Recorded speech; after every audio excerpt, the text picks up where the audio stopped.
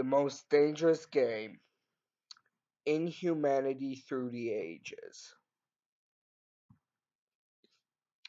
Man's inhumanity to man. The very thought of it can give you chills. It represents graphic tortures, executions, and violations. Represents the rich getting all they want and greedy for more, while the poor starve, begging on the side of the road. Represents murderers who hunt down people just for fun or for their money. It represents drug dealers who get people hooked and wanting more of that powder or weed that would just ruin their bodies and their lives.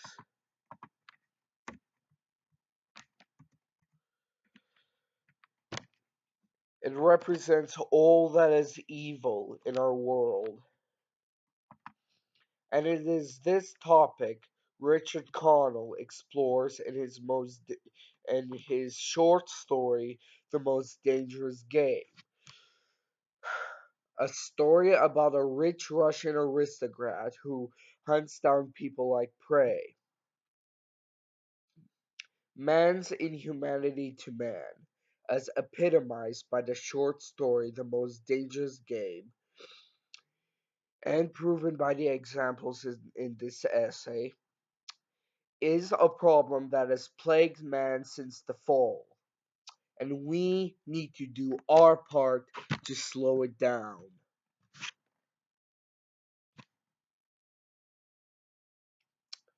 What made Richard Connell write this story in the first place? To answer that question, the historical context must be looked at. Latin America. Quote, by 1924, the year The Most Dangerous Game was published, the United States was firmly committed to Latin American politics. End quote, Wilson 159. The United States was drawn into Latin American politics by a combination of military concerns and economic interests, thus resulting in an expansionist legislation. Wilson 159. In 1905, President Theodore Roosevelt urged the European nations to, quote, keep out of Latin America. End quote, Wilson 159. As he believed that only the US should meddle in Latin American affairs. And Latin America's response? Quote, Latin Americans have constantly wavered between supporting American foreign policy and rejecting it as intrusive, meddlesome, and overpowering. End quote, Wilson 160. Why? Through often terrifying and scandalous means, the US and other Western countries had made Latin American countries like Jamaica rely a lot on foreign trade, with their countries' economies often relying completely on the corporations that had exploited them, which often resulted in mass poverty. Wilson 160. See why? Hunting at the time of The Most Dangerous Game. South America. Back when South America allowed big game hunting, the most desired species to hunt there were the, quote, jaguar, puma, ocelot, red deer, and buffalo. The jaguar, the most powerful and most feared carnivore in South America, was a prized trophy. End quote, Wilson 160. Today, though, most big game hunting in South America is illegal due to dwindling animal populations. Wilson 161. Theodore Roosevelt. The president who set up the national park system was an avid hunter. On one trip to Africa with his son, he recorded killing, and I quote, 512 animals, including 17 lions, 11 elephants, 20 rhinoceroses, 9 giraffes, 8 hippopotamuses, and 29 zebras. End quote, Wilson 160. He considered the American grizzly bear the most dangerous animal. He was nearly mauled by one while hunting in Wyoming, Wilson 160. Thankfully, most big game hunting in Africa is also illegal, again, due to dwindling animal populations. Racial bigotry in America. At the time of the most dangerous game, racial bigotry was rampant in the US. Quote, Americans whose families had immigrated only decades earlier frequently launched vitriolic attacks against immigrants who were perceived to be inundating the workforce and lowering the American standard of living. Quote, Wilson 161. Soon, the US began to restrict immigration from countries like Italy, Poland, and the Slavic countries. Quote, the 1924 regulations completely restricted the immigration of Asians, Africans, and Hispanics. End quote. Wilson 161. The Cossacks in Russia. Before the Soviets took over Russia, there was a race of Russian people called the Cossacks, troops loyal to the Tsar and feared for their swift and violent attacks and guerrilla warfare tactics. The most dangerous game, historical context, paragraph 1. After the Soviets took over, most of the Cossacks were either killed or deported, also 161, in a huge ethnic cleansing program. The most dangerous game, historical context, paragraph 2. So, the historical context of the most dangerous game has been explored to see why Richard Connell would have written this story. But to understand why he wrote this story, his life must also be his life must also be looked at. Richard Connell was born on October 17, 1893 in New York, not far from Theodore Roosevelt's homestead. Ow! He started his writing career early as a reporter for the Poughkeepsie News Press, run in high school, and I'm sorry if I butchered that. Later, he spent a year at Georgetown College, now university, in Washington, D.C., where he also served as a secretary for his father, a member of Congress. When his father died in 1912, he went and attended Harvard. While there, he served as an editor for the Daily Crimson and the Lampoon, a precursor to the sidecar magazine National Lampoon. He also worked as a reporter for the New York American newspaper, and he fought in World War One. It is this latter event that could have sparked the creation of the most dangerous game. He died on November 22nd, 1949 in Beverly Hills, California, of a heart attack. Also 155 to 156. It has been seen why Richard Connell would have written the most dangerous game. But what is the plot? What is the story? What exactly is going on?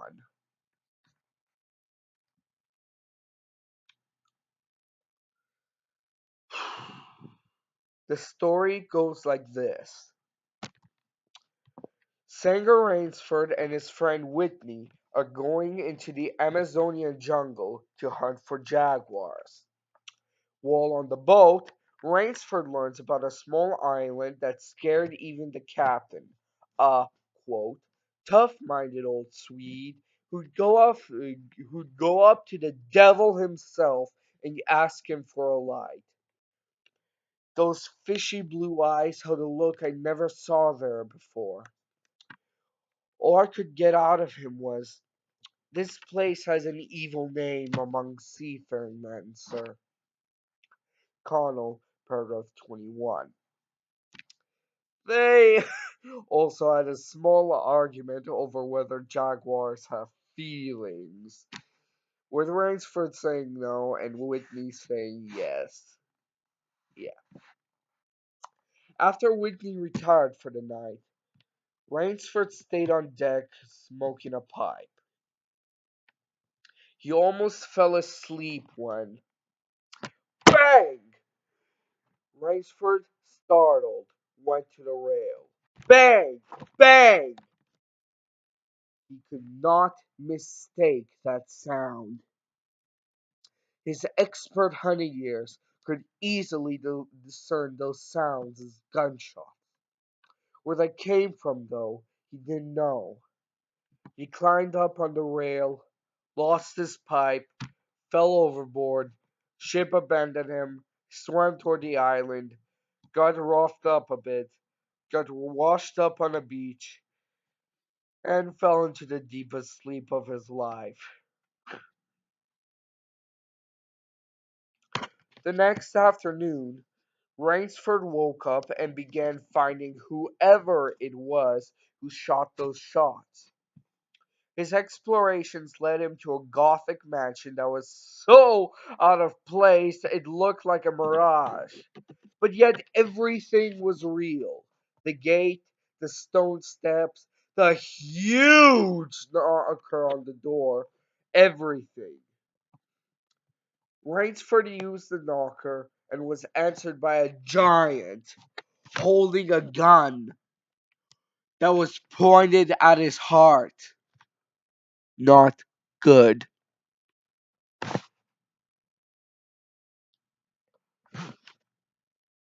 Rainsford tried to talk to the giant, but got not even an indication that he even heard him. Then the giant saluted all of a sudden and stood at attention. Down walked an erect, slender man, dressed in evening clothes. He introduced himself as General Zaroff, a Cossack, and the giant as Ivan, also a Cossack, strong but with the misfortune of being deaf and dumb. After Zaroff gave him a room and a new change of clothes, he invited Rainsford to dinner. It is here where we learn who General Zaroff really is. He was born in Russia before the revolution. At age 5, he got his first gun, especially made in Moscow for him. When he shot some of his father's priced turkeys with it, he wasn't punished, he was actually complimented. Thus started his crave for the hunt. When the revolution happened and the Soviets took over and started their ethnic cleansing program, Zaroff hightailed it out of there, as it was no place for a Cossack who was loyal to the Tsar. But he continued to hunt all over the world until he started getting bored with hunting. This freaked him out, so he decided he needed a new animal to hunt. But what? Every animal he had ever hunted was too easy. Wait, because they couldn't reason. Aha, he thought. There was one that could. Quote, but you can't mean, gasped Rainsford. And why not? I can't believe you are serious, General Zeroff. This is a grisly joke. Why should I not be serious? I am speaking of hunting. Hunting? Great guns, General Zaroff! What you speak of is murder! And quote Connell paragraph 109 to 113. General Zaroff didn't agree. He believed that high respect of human life was old fashioned and dumb. Needless to say, Rainsford couldn't sleep that night. The next morning, Rainsford demanded to leave. Unfortunately, he was informed that the only way to leave was to survive the hunt.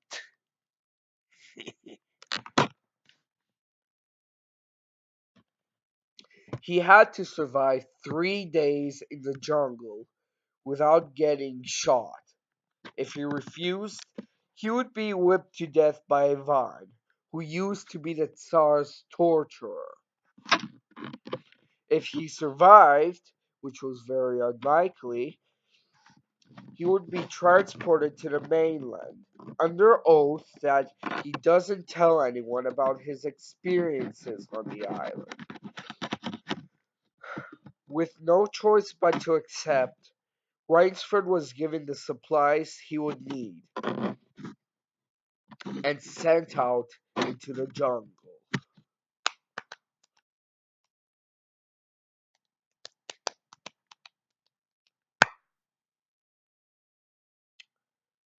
After spending 2 hours wandering and trying to keep himself under control, an idea popped into his head. He decided to make a trail not even Zaroff could follow. Like a fox, he twisted and turned, doubled back on his trail, made multiple paths, destroyed other paths. Then he climbed up on the tree and spent the night, confident that only the devil could follow his path. But wait, what if Zaroff is the devil?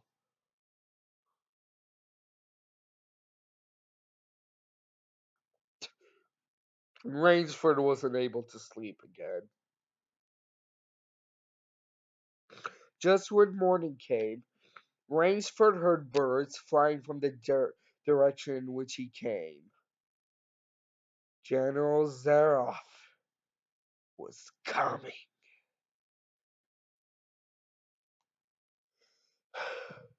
He stopped at the tree where Rainsford was hiding. He looked up and up and up. Rainsford held his breath.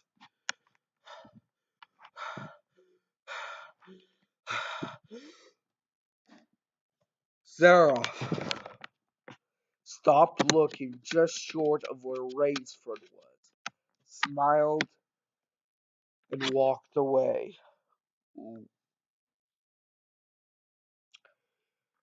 Rainsford exhaled, then started thinking. If Zaroff could follow an extremely difficult trail in the middle of the night, just think about that, then he must have uncanny powers and had only missed me by the merest chance. But wait, but why had he smiled? Wait, oh no, he couldn't, he can't, but he is! He is playing cat and mouse with me, and I am the mouse!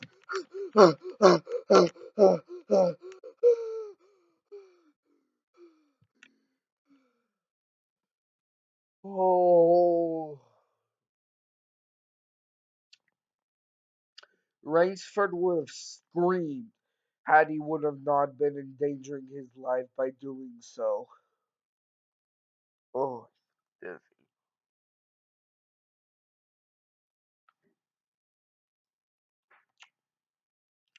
Rainsford kept his nerve under control and climbed down from the tree. Then he got an idea. Why not set a trap? He saw a dead tree delicately resting on a living one, and he thought of a little trick he had learned in Malacca. Throwing off his supplies, he grabbed his sheath and went to work. Hours later, it was done, and Rainsford grabbed the supplies and ran and hid himself 100 feet away. The cat was coming again to play with the mouse.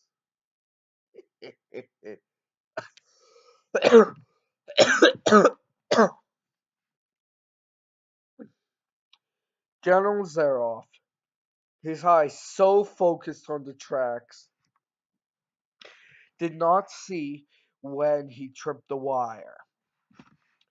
Suddenly, the deadlock came crashing down on Zaroff.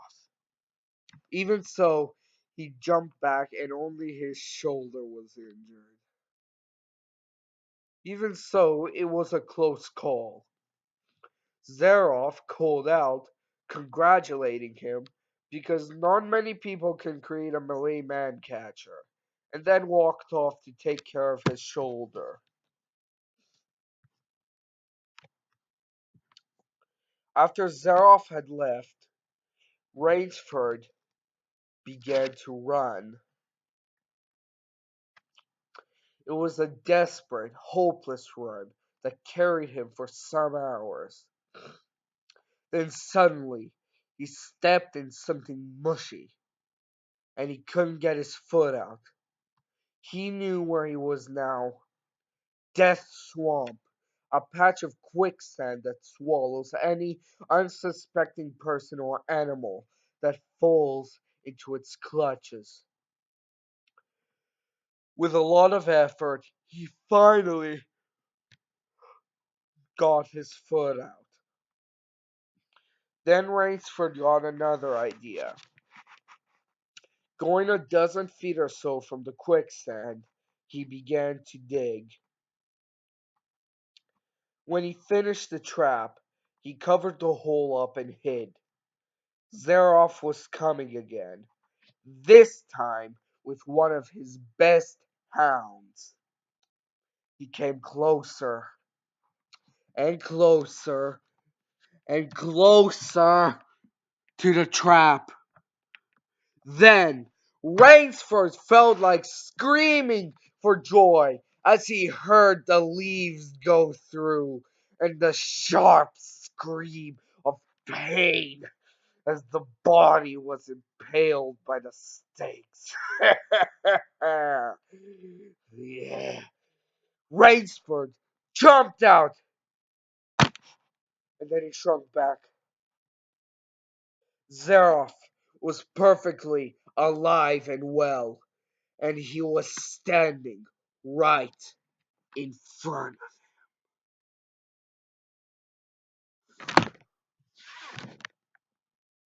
Fortunately, Zaroff didn't shoot. But the next morning, Rainsford found out he had new things to learn about fear.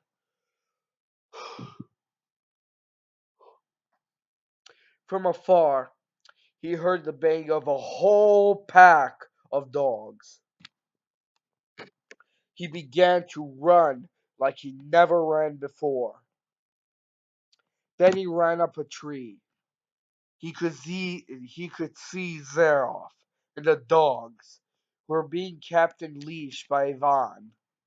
A native trick he learned in Uganda came to his mind. Sliding down the tree, he grabbed a stick from the tree, attached his knife to it, and set it on the trail.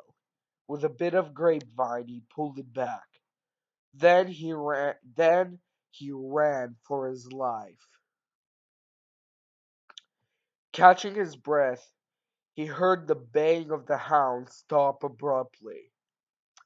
He climbed up a tree and saw exactly what went on. Zaroff was still living, but Ivan was not. Rainsford slid down the tree and began running again as the hounds picked up the fresh scent. He saw a clearing and went through it. He ended up at the top of a cliff, facing the ocean. He hesitated to jump, heard the dogs, and then leapt far out into the sea.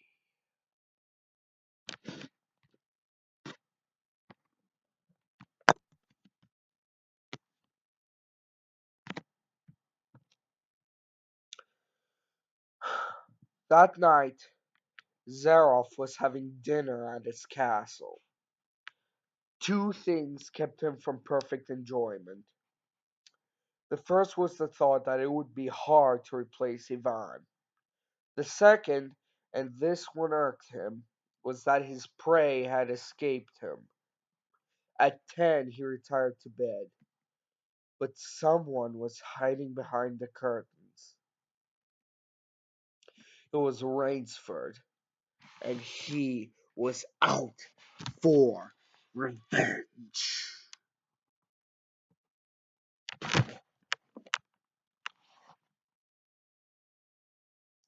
This is where things get a little hazy, but it can be safely said that Zaroff never saw the light of day again.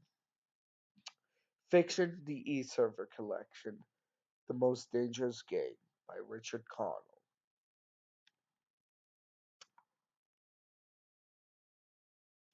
It has been seen how the story goes, but who are the characters exactly? What are the themes? Sanger Rainsford is an American hunter of world renown and the story's protagonist. After falling off a raft headed for South America, he is taken in by the story's antagonist, General Zaroff. But soon Zaroff ends up hunting him, and he has to survive by trying to outwit and or kill him. After Rainsford escapes and Zaroff goes back to his lodgings, Rainsford surprises him and refuses to end the game. He then kills Zaroff and sleeps on his bed, raising questions on whether he will simply replace Zaroff.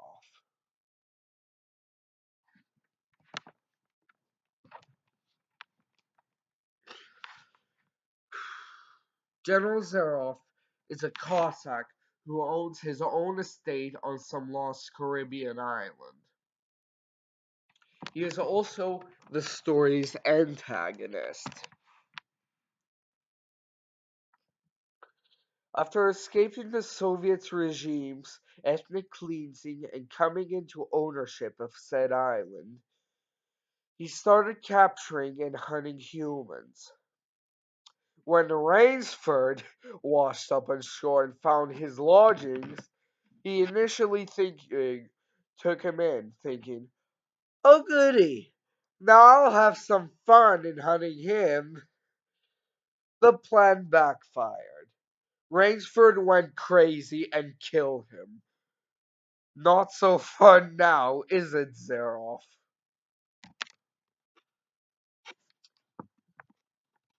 Ivan is the servant and butler to Zaroff and the torturer to Zaroff's prisoners, if they don't want to be hunted. He leads Zaroff's hunting dogs, and he is also a Cossack. Oh, and don't forget, he's deaf and mute. he fell victim to one of Rainsford's traps.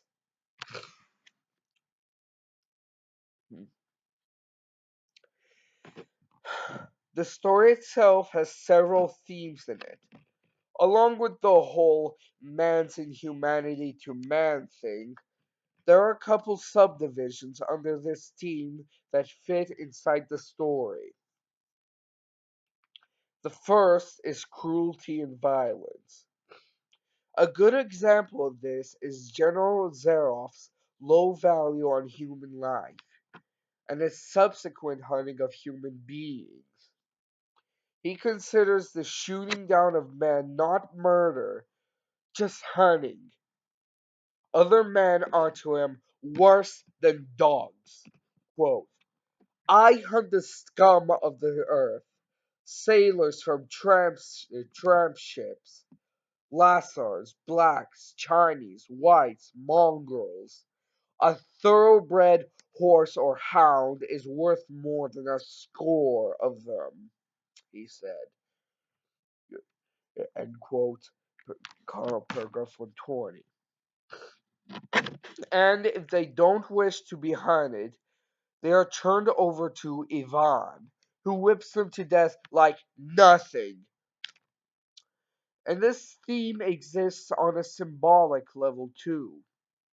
Connell makes us feel how it is like to be hunted, and he raises up questions about the morality of hunting. As Kathleen Wilson said, quote, if hunting humans for kicks is murder, Connell asks, then how does this differ from hunting animals? Page 150, end quote, page 158. The other one is revenge. When Rainsford heard of Zaroff's sport, he was totally and utterly horrified. And yet, while he was being hunted, he killed the dog and Ivan, and he did not show remorse. And after he escaped, he stalked Zaroff to his lodgings and killed him in his own bed. Had Rainsford changed because of the hunt? Zaroff seemed ready to release him, but he died anyway. If he were alive, Zaroff would have been prosecuted under the law. And Rainsford apparently did not release the other prisoners. In fact, he slept on Zaroff's own bed. Is he just going to replace Zaroff? Did he turn just as bad? This story can really raise up some questions. We'll see 158. And not only in the most dangerous game can it be found such a raw, brutal example of inhumanity. Believe it or not, inhumanity happens all around us every day, from the littlest pickpocket to such shocking examples as North Korea. Enough said. But how did it start? Man's inhumanity to man, along with everything else bad, started with Adam and Eve's disobedience by eating the fruit of the tree of the knowledge of good and evil. Long name. And soon after, they reaped the consequences. Genesis 4 1 to 8. And Adam knew Eve his wife, and she conceived and bare Cain, and said, I have gotten a man from the Lord. And she again bare his brother Abel. And Abel was a keeper of sheep, but Cain was a tiller of the ground. And in the process of time it came to pass that Cain brought the fruit of the ground and an offering unto the Lord. And Abel he also brought of the firstlings of his flock, and of the fat thereof. And the Lord had respect unto Abel and his offering, but unto Cain and to his offering he had no respect. And Cain was very wroth, and his countenance fell. And the Lord said unto Cain, Why art thou wroth, and why is thy countenance fallen? If thou doest well, shalt thou not be accepted? And if thou doest not well, sin lieth at the door, and unto thee shall be his desire.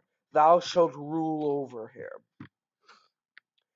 And Cain talked with Abel his brother. And it came to pass, when they were in the field, that Cain rose up against Abel his brother, and slew him. From then on, inhumanity became rampant. It got so bad that God had to wipe out humanity with a flood, sparing only Noah and his family. Genesis, see Genesis 6 to 8. And yet, it still continued. There is Ham, not the meat. Excuse me. Um, there's Ham, not the meat, violating his father's privacy. There's Jacob, stealing Esau's birthright and blessing, and Esau threatening to kill him. Later on, there's the rape of Dinah, and the subsequent massacre of the people whose prince humbled her. There is the famous example of Joseph being sold into slavery by his own brothers, and the cruel prank his brothers pulled on their father to cover up their sin. And then later there is Potiphar's wife trying to seduce Joseph and then throwing him in jail after he resisted her enticings. For seducing her, no less. Famously exemplified in works such as Richard Strauss's Joseph's Legend. And that and all that is just in the book of Genesis. In Exodus, Pharaoh treats the Israelites like scum. In Judges, the Israelites are being oppressed in their homeland by different Canaanite tribes, sent as a punishment by God for the sin of the people. In First Samuel, there is King Saul hunting David, his faithful boy general. In, in Second Samuel, there's David's, now king of the Israelites, sin with Bathsheba, and subsequently his own sons killing each other, and the nation descending into civil war. And it just goes on and on and on and on. And then Christ is reached. The most famous example of inhumanity to another person comes from Jesus' last week. After the Last Supper, Jesus and the disciples went to the Garden of Gethsemane. Well, there, Judas, the betrayer, who was not with the other disciples, led a legion of Roman guards to be to the spot. He betrayed Jesus with a kiss. With that, Jesus was led away to be spat on, punched, accused, whipped, denied, and eventually crucified. And yet he rose again, saving all humanity from sin with his death. But it's not over yet. There are other examples outside the Bible. From the assassination of Caesar on the Ides of March 44 BC to the daily gladiatorial games that took the subsequent empire by storm, with many people being killed and even entire species of animals going extinct from certain places. There's also the multiple assassinations of different emperors by the Praetorian Guard, to the atrocities made under Emperor Nero and Domitian, and Caligula. Don't forget Caligula. To the constant Roman conquest that subjected native people under its rule, and the final fall of Rome by the barbarians in September 476 AD. After the fall of Rome, Europe spiraled into the Middle Ages, a dark time where disease was rampant. The more and more corrupt Roman Catholic Church owned almost everything, and where serfdom was the main use of labor. It was during this time that Islam was created, and the Muslims took over everything. See Constantinople, now Istanbul. You know, it's ironic that the Muslims actually helped the Renaissance blossom by saving classical records. There were multiple wars being fought all over the place, including the War of the Roses and the Mongol conquests, the latter helping to start the Black Death by throwing a dead, bubonic plague infested body over the walls of a certain city. And corruption was rampant. There were people like Martin Luther who protested the corruption, but they weren't so lucky, except for Martin Luther, who started the Protestant Church. Then Inhumanity slowed down a bit as the Renaissance began, but it didn't stop. Christopher Columbus, who was actually not the first person to discover the Americas, had the natives of America sold into slavery, brought back to Europe as prize trophies, and was just so bad that he once was jailed. Ted History versus Christopher Columbus. And it didn't stop. The constant conquests in the name of God wiped out almost all of the native populations and brought the downfall of many societies, like the Aztecs by Cortez. Later on, as the Renaissance winded down and the Age of Enlightenment began to blossom, the first monopolies came out. See the Dutch East India Company. And several revolutions broke out across Europe and the Americas. The French Revolution is a prime example. After overthrowing the king and having his and his wife's head chopped off, a sect known as the Jacobins, headed by Maximilien Robespierre, took control of the government and started executing people left and right. If anyone said anything against the government, they lost their head. If anyone remembered when times were better, they lost their head. If anyone even had a fleeting thought about the king, they lost their head. There is a reason this period in France is called the Reign of Terror. Soon, the people just had enough, and Robespierre himself lost his head. Then Napoleon took over, crowned himself Emperor of France, and started conquering everything left and right. It was only after Napoleon was defeated in the Battle of Waterloo that peace was restored. Crash course. Then, for a while after that, times were relatively peaceful. Yes, I know I'm glossing over the 1848 revolutions. Then came the 1860s. At the time, many men in the southern United States owned slaves, while many men in the north didn't. Pretty soon, people in the North began pressing for the slaves in the South to be free, while people in the South wanted to keep the slaves.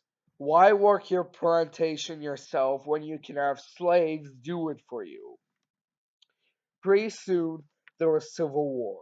The North won, the slaves were freed, and everybody was happy until the 1900s.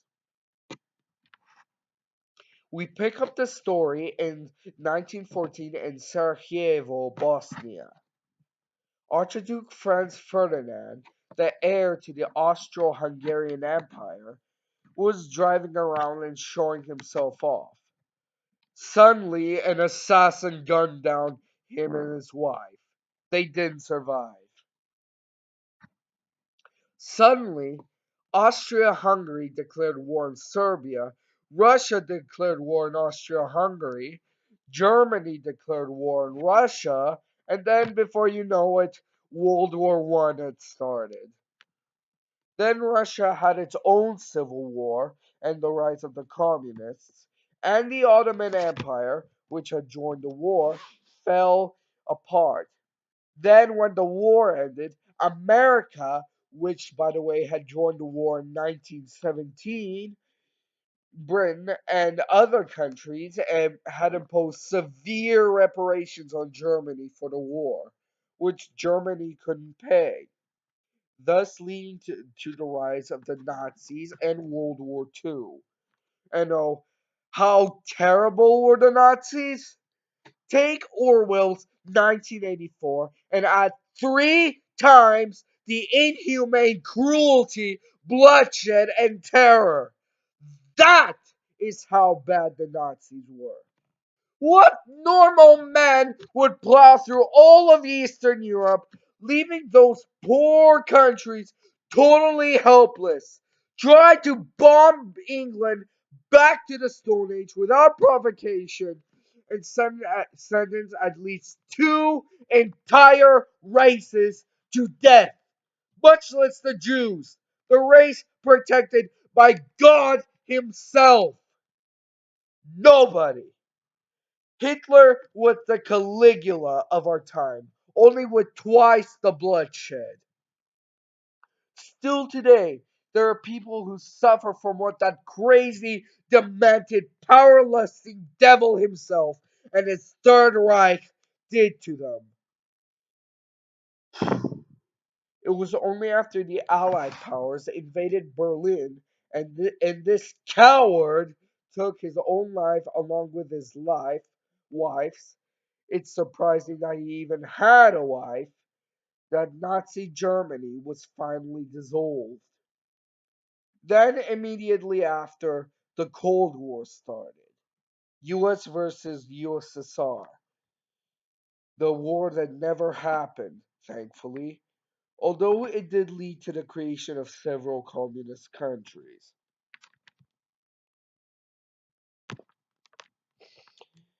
Even today, there is inhumanity all around. With 9/11 and Al Qaeda and ISIS, or ISIL or just IS, and the rise of North Korean dictator Kim Jong un and his subsequent threats to destroy America, like, who can? This is America! There is more than our fair share of inhumanity all around us at this very moment. And I'm not even putting all the street crime in there. And no, I am not putting Putin or Trump on that list. Although I am putting Obama and Hillary on there. But what does the world and the Bible have to say about this? Well, surprisingly, both agree on the same thing. Inhumanity in all its forms is wrong. Very wrong. The world has its human rights, while the Bible has its Ten Commandments, namely, do not steal, do not kill, do not covet, do not have adultery, etc. In fact, the world's view of morality originally came from the Bible. It has been seen how inhumanity pervades this world. There is a prime example in the most dangerous game. So, what should we do to help starve off inhumanity? For one, donate to a charity that helps people in need, like the Salvation Army, which you can also join. If you see a crime going on in front of you, call the police and use your right as a citizen of your country to make a citizen's arrest. If you can, join UN peacekeeping. We may not be able to starve off inhumanity, but at least we can do our part to help slow it down. Thank you for listening.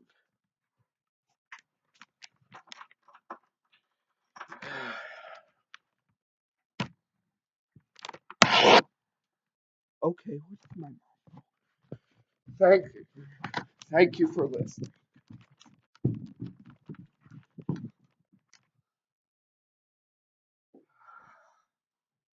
Where'd the phone go?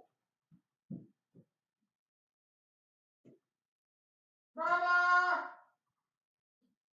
I need time! Right now!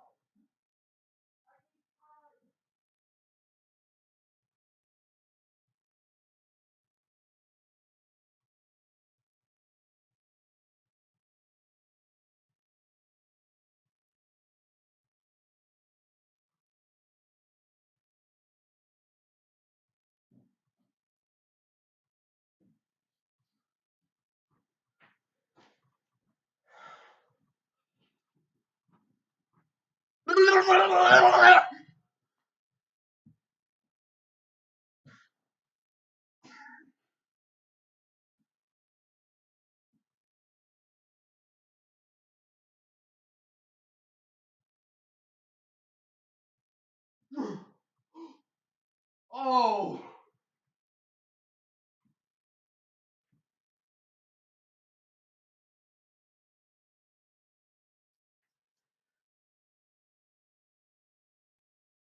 Darn!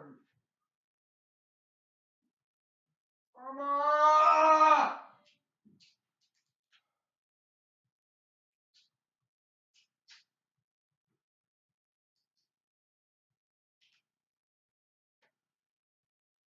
Hurry up!